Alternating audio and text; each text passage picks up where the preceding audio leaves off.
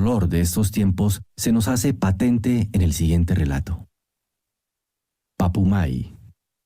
La aldea, situada entre las montañas boscosas del norte de Comalapa, agrupa unas 30 o 40 casas dispersas y una escuela pequeña, aunque de sólida construcción. Entre inmensos árboles que le dan al monte un verde intenso y profundo, discurre una pequeña quebrada del mismo nombre que la aldea, cuyas aguas van a dar al Pixcayá.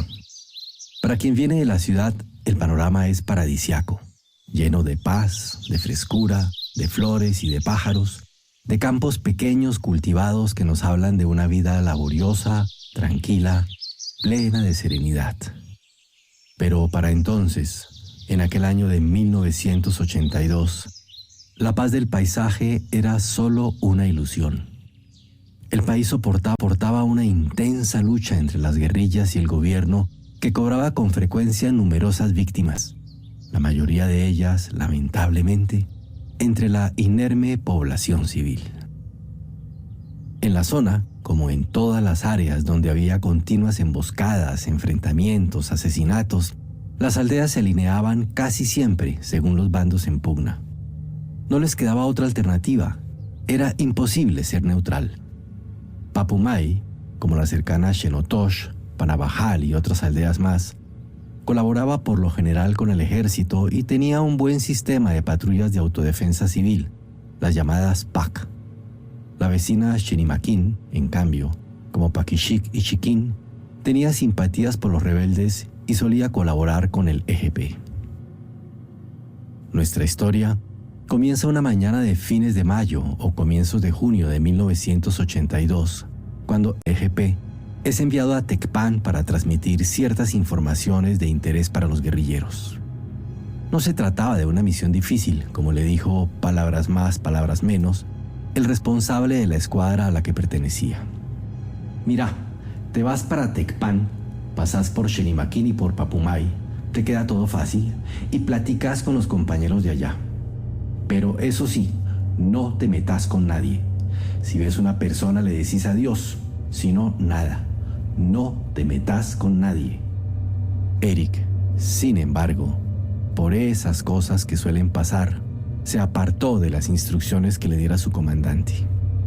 En primer lugar, no fue solo. Se hizo acompañar por un muchachito, un canchito al que conocía y con el que se propuso compartir el agradable camino.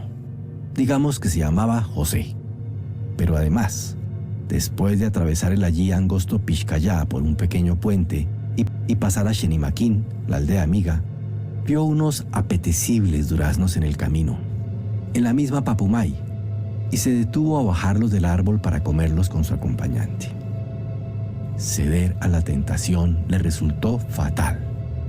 Enseguida lo vieron y como los árboles pertenecían a un campesino del lugar, este y su mujer le reclamaron y lo insultaron por el abuso que estaba cometiendo.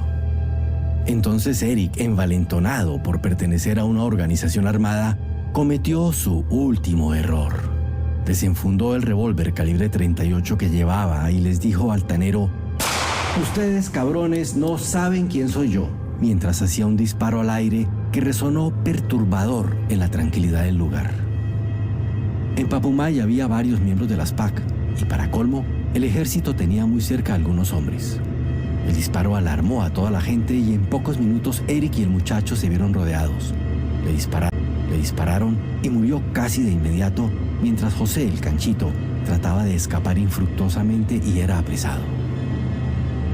Las noticias, a pesar de todo, circulan con velocidad en el medio rural. Antes de 2 horas ya el EGP conocía lo que había ocurrido al infortunado Eric y se aprestaba a emboscar el vehículo del ejército que seguramente habría de llevar su cadáver a Comalapa. Pero el camión o el jeep que esperaban con tantas ganas nunca pasó. En vano se apostaron a la orilla del camino, bien cubiertos, allí donde éste se angosta entre los barrancos cercanos al Pixcayá. El ejército no pasó ese día por allí porque alguien intuyó que podría haber represalias y era mejor trasladar el cuerpo sin vida de Eric hasta Tecpan. Nada de importancia pasó los días siguientes, aunque algunos recuerdan hoy conversaciones discretas, preparativos poco usuales, movimientos de algunos mandos de la guerrilla que no sabían bien a qué atribuir. Así era la guerra en todo caso. Y mientras algunos preparaban futuras acciones, la escuadra de Eric informó de lo ocurrido a su familia y a la comandancia del EGP, que publicó un resumen del hecho en los boletines que solía difundir. Algún tiempo después, sin embargo, los responsables del frente informaron a la escuadra que se preparaba una acción y que no debían acercarse por la zona de Pupamay el sábado siguiente. Ese día, un día que había amanecido como cualquier otro, todo el horror de la guerra, toda su sinrazón y su violencia se precipitaron sobre las desprevenidas familias de la aldea. Eran las 5 de la tarde. La mayoría de las mujeres, los niños y los ancianos estaban en los temazcales, esas pequeñas construcciones donde los indígenas de la zona toman sus tradicionales baños de vapor. Querían prepararse como es debido para el domingo, mientras los hombres, regresando de sus milpas, daban por concluido el arduo trabajo semanal. Los guerrilleros bajaron de los cerros que rodeaban la aldea, más o menos desde el norte y desde el este, y comenzaron a ametrallar a los pobladores. Llegaron a los temazcales y allí, sin piedad, vaciaron sus armas sobre las personas que se encontraban dentro, insultando y gritando, mientras el sonido de las armas no alcanzaba a sobreponerse del todo a los gritos de los niños, pequeñitos muchos, que gritaban sorprendidos y despavoridos. Murieron casi todos los habitantes de Papumay, sin distinción de edad ni de sexo. A las 7 de la noche volvió a reinar el silencio. Todo había concluido. Solo 3 familias alcanzaron a escapar de la masacre. Solo 3 entre las casi 50 que habitaban allí.